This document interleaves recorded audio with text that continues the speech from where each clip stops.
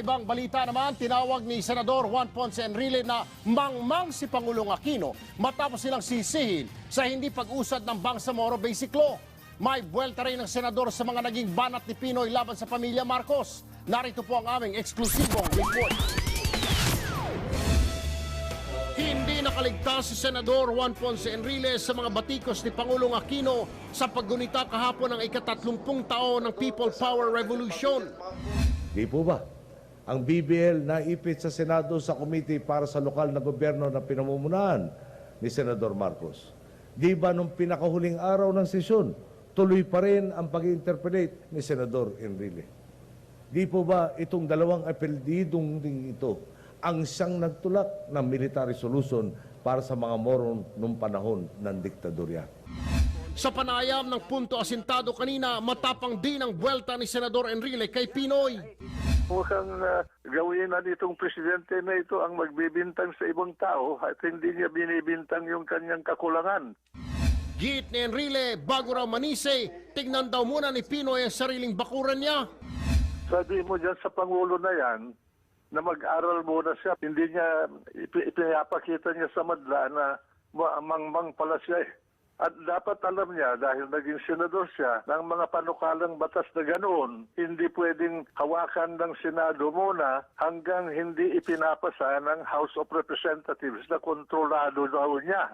Kontrolado niya yung House of Representatives, bakit hindi niya nakaya na ipasa muna yun bago sabihin na kami ang humadlang? Dating Defense Minister si Enrile noong martial law, ang kanyang pagbaligtad kasamang ilang opisyal ng militar ang sinasabing isa sa mga naging mitsa ng People Power Revolution. Ayon kay Enrile, mababa ang pagkakaunawa at konti ang nalalaman ni Pinoy tungkol sa mga nangyari. Ang presidente natin, binigyan ng sambayanang Pilipino, hindi lang yung mga Aquino, ng kapangyarihan na tinatawag yung Commander-in-Chief Powers na binago ni Doña Cory Aquino. Hindi totoo yung sinasabi niya na linilin lang nilang bayan para maging kanila yung EDSA Revolution na wala naman sila masyadong partisipasyon. Yung mga Aquino na yan, wala dito diyan mga yan eh. Si Boss Aquino lang nandito. Ipinagtanggol din ni Enrile ang pamilya Marcos sa issue ng paghingi ng tawad sa mga biktima ng human rights violation noong martial law. Dapat humingi ng patawad ay yung gumawa noong 1935 Constitution sapagkat sila ang nagbigay ng kapangyarihan na yon kay Marcos upang sagipin ang bayan. Wala raw pagsisisi ang senador sa ginawang pag-aaklas noon laban kay dating Pangulong Ferdinand Marcos. Pero ang nakakadismaya raw ang kinahinatna ng kanilang ipinaglaban.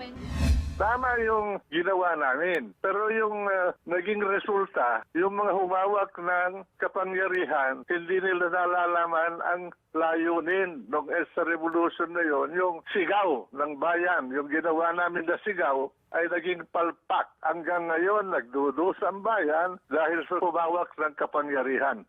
Sa isang pahayag, iginit ni Presidential Communications Secretary Sunny Coloma na ang mga record sa Senado ang naging batayan ni Pinoy sa kanyang pahayag laban kina Senador Enrile at Marcos kaugnay ng BBL. I was in the government since 1966.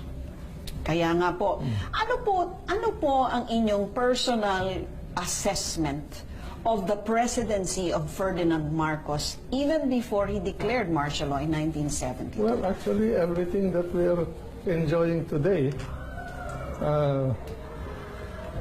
is a product of the Marcos years. Even the infrastructure plans that are being implemented, those were thought about in those years. We have very good secretaries of public works that came about, like David Consoni, Secretary Hipolito, and several others. And they planned the road arteries of the country early on. And some of these are being implemented by the old administrations. Hindi naintindihan ng tao kung bakit nagkaganon eh. Dahil kung hindi nangyari yun, baka ngayon hindi tayo demokrasya eh. Okay, bago po mag-martial law, alam niyo marami pong nagsasabi na kaya daw siya nag-declare ng martial law, and these were the lines of Senator Bongbong Marcos in the previous VP debate, no? Ay dahil daw grabe na raw ang communist insurgency, grabe na raw ang rebellion sa Mindanao, yung mga Muslim. Pero hindi po ba na ang lahat ng ito, sasabihin naman po ng kabilang panig, ay nangyari din ang lahat ng dumami ang mga insurgents at dumami ang mga Mindanao rebels because of the Jabida Massacre, etc. Noong panahon din ni Marcos, bago mag-martial law. In other words, did not he himself foment this kind of rebellion that eventually led him to... dalawang segment yung administrasyon ni Marcos. Una, from 1965 all the way to September of 1972. There's no martial law during that period. Yes. We were able to push the insurgency from Central Luzon all the way to Isabela, and we scattered them. Then, at that point, in 1968, the New People's Army was organized by supposedly Commander Dante, but there were politicians behind it. And we knew this. These are matters of intelligence record in the government. And later on, this grew up very fast. Because of the situation in the country, this period, in terms of Philippine history, must be related to the global system. At that point, the problem of Cold War was starting to rise. This was just after the war, no? And they were funded by a foreign power. And the rise was very rapid. At the same time, a Muslim problem was going on in Mindanao, was a building. There was an independence movement going on. What was our military force at that point? Did anybody ever ask this question? What was our military force? We had only 48,000. Why did we not build it up even before the problem actually arose? We are fighting into two fronts. The constabulary was fighting the insurgents in Luzon, and the army, which was very small at that point, was fighting the Muslims in Mindanao. And then the Supreme Court, at that time, a Supreme Court that was not under martial law yet, issued declared in a decision that there is a rising insurgent rebellion in the country. They recognize it judicially. So you agree with the decision to proclaim martial law? Was that something? Sa ano nanggaling ang decision? Nagtawag ho ba siya? It was well studied. Okay, he asked the Department of Justice to do a very thorough study of the powers of the President under the Commander-in-Chief provision. Pinag-aralan namin yun.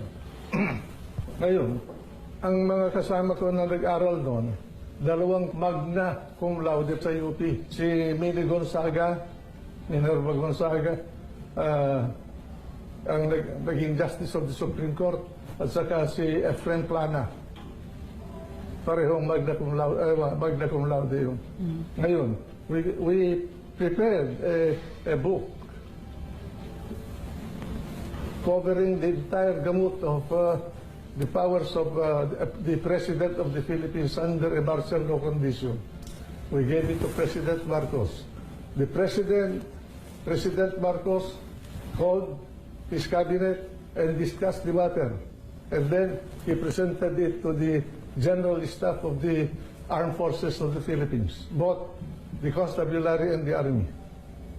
And we all agreed that it was a necessity for the country in order to survive.